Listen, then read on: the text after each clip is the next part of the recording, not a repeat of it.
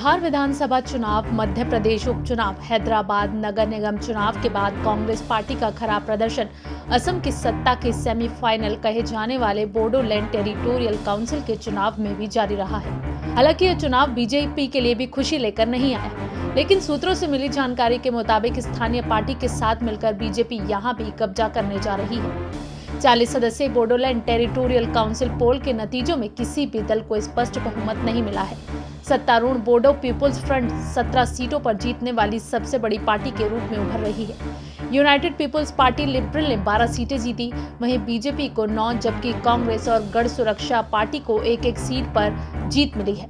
एक चुनाव अधिकारी ने रविवार को यह जानकारी दी है। बता दें कि प्रदेश में बीपीएफ के साथ मिलकर सरकार चलाने वाली बीजेपी ने इस चुनाव में अलग होकर चुनाव लड़ा था।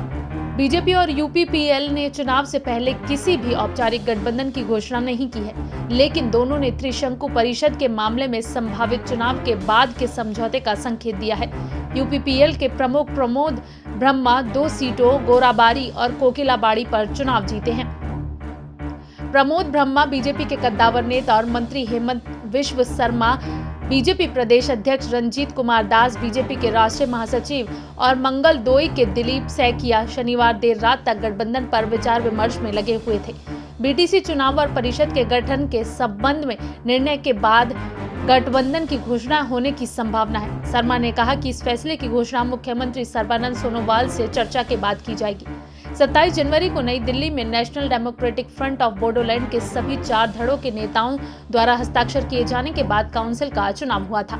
अगले साल अप्रैल में होने वाले असम विधानसभा चुनाव में बीटीसी चुनाव को सेमीफाइनल माना जा रहा है। बीटीसी का चुनाव कोकराझार, चिरांग, बक्सा और उदलगुरी के 4 जिलों को कवर करता है, जो बोडोलैंड प्रादेशिक क्षेत्र के अंतर्गत आता है।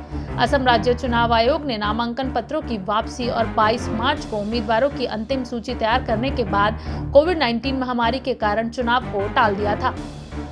Bureau report SPN9 news.